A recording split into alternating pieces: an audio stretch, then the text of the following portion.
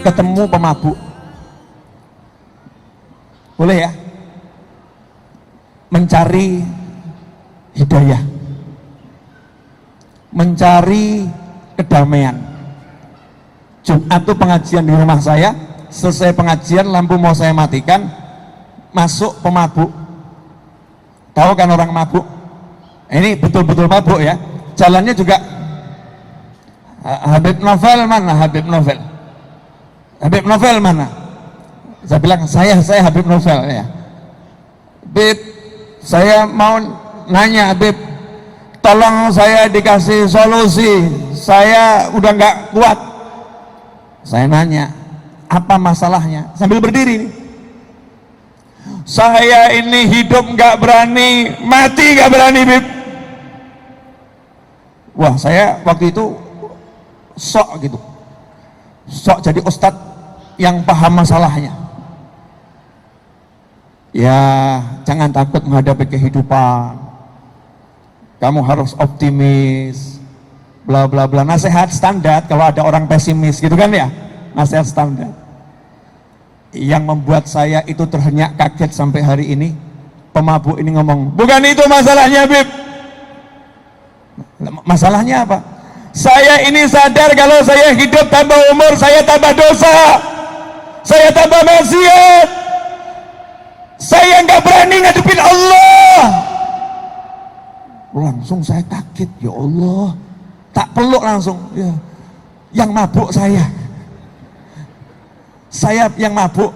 Tadi yang ngaji sama saya ini ada 1000 orang pemabuk semua, kamu yang waras. Nanya jujur, kira-kira tiap hari ini kita nambah dosa enggak? Tapi rasa itu punya enggak? Rasa itu sampai membuat kita nangis, rasa itu sampai membuat kita mendatangin orang yang dipandang dalam kutip, dipandang soleh. Rasa itu yang dalam keadaan mabuk, dia paham lagi mabuk, dia cari orang yang bisa menjawab kegundahan hatinya. Terus saya nanya, kenapa takut mati? Jawabannya, ya itu masalahnya. Saya pengen mengakhiri hidup saya, tapi saya sadar kuburan gak akan menyambut saya dengan baik. Karena hidup saya seperti ini. Nanti saya mati juga dihajar malaikat, dikubur ya disiksa. Terus gimana saya ini, Bib? Saya jawab, alhamdulillah, saya sekian lama ceramah belum pernah ketemu orang yang hatinya seperti kamu. Kamu ya mabuk itu jelek, itu dosa, semua orang paham, tapi hatimu luar biasa. Hatimu rindu pada Tuhanmu, hatimu kenal Allah, hatimu takut sama Allah. Sementara kami ini kelihatannya ceramah, kelihatannya sholat, belum tentu punya feel rasa yang seperti itu.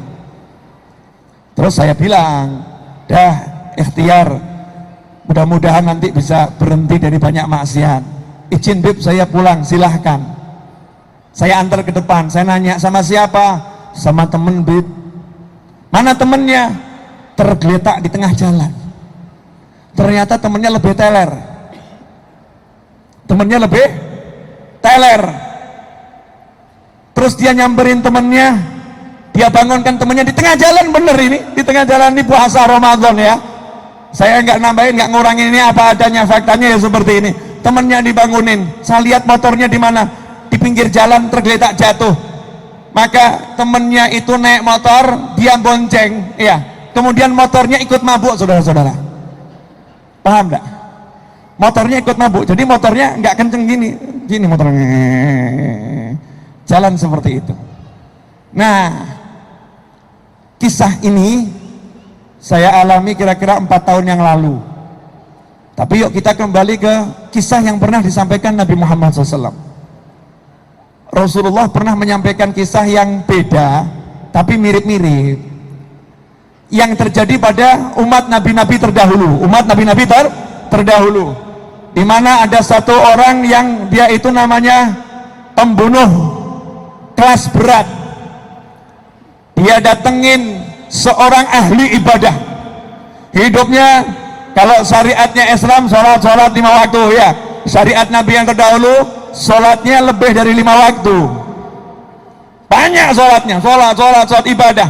Makanya dikatakan dalam tafsir, di zaman Nabi Musa dan nabi-nabi sebelumnya, seseorang itu tidak bisa mendapat titel pangkat abid ahli ibadah sebelum dia ibadah selama 70 tahun tanpa henti, pagi siang sore malam, pagi siang sore malam, baru dapat titel abid zaman dahulu.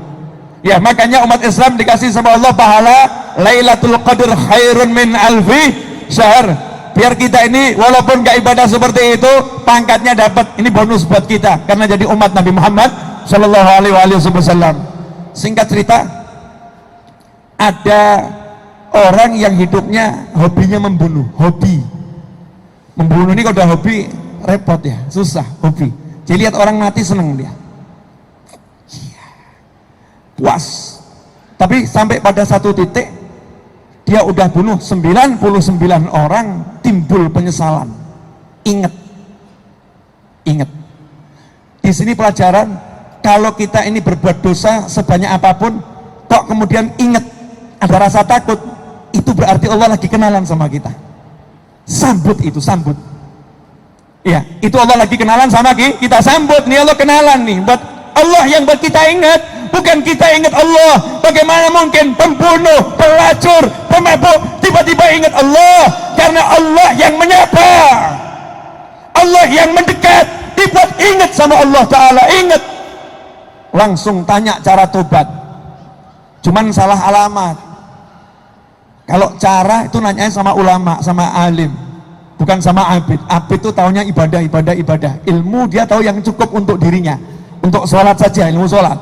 Dia nggak butuh belajar ilmu yang banyak. Kalau ulama harus menguasai banyak ilmu. Datang kepada abid, wahai hamba Allah, ini orang yang dipandang soleh waktu itu, saya sudah bunuh 99 orang, saya pengen bertobat, diampuni nggak sama Allah dosa saya? Jawabannya ulama tadi, abid tadi ya, maaf, jawabannya ahli ibadah tadi, dosamu terlalu besar, Allah tidak akan mengampuni dosa-dosamu. Langsung dibunuh, terus genap 100. Penjelasan hadis ini banyak, diantaranya itulah hukuman untuk orang walaupun ahli ibadah yang merasa tahu tentang Allah Ta'ala.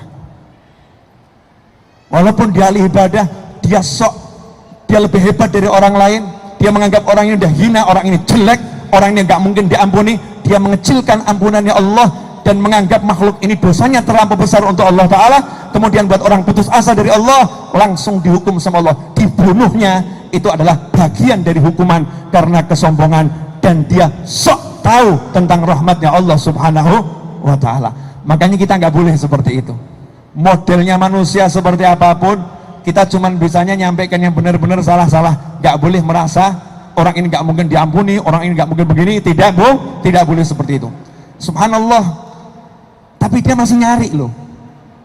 Udah bunuh 100, nyesel lagi. Ini loh, orang kalau udah dipilih sama Allah begitu ya, udah bunuh 100, nyesel lagi dia, jalan cari, ketemu ulama, memang nggak begitu terkenal seperti si abid tadi, ibadahnya nggak sehebat si abid tadi ibadah, tapi nggak sehebat ini terkenalnya.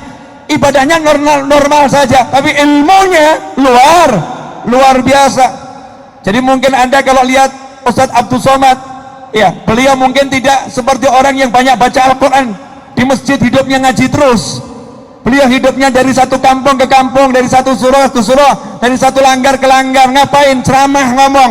Seakan-akan cuman ceramah, ibadahnya nggak tambah banyak dibandingkan orang yang khusus ibadah. Kadang begitu orang alim, karena ibadahnya adalah nyebar ilmu. Datang nih satu pembunuh tadi kepada ulama tersebut, kelihatan wajah-wajah stres. Ditanya, ada apa? Saya udah bunuh 100 orang. Anda nggak jalan tobat? Ada. Gampang diampunin sama Allah. Allah Maha Pengampun. Cuman ada caranya. Nah, ini loh nih ulama di sini ya. Ini yang mau saya share dalam waktu 15 menit. Waktunya 15 menit. Ulama tadi ini ngomong gampang nih. Ini Allah ngampunin dosa-dosa semuanya, diampunin sama Allah. Tapi ada caranya. Gimana caranya? Kamu jangan pulang ke kampungmu. Kampungmu kampung preman, kampung pembunuh, kampung pemabuk, kampungnya orang nggak bener. Kalau kamu baru tobat, kamu pulang ke sana kumat, kambuh lagi nanti kamu, setannya besar di sana. Kamu harus pindah, jangan tinggal di situ. Kalau bahasanya teman-teman hijrah fest, kamu harus hijrah.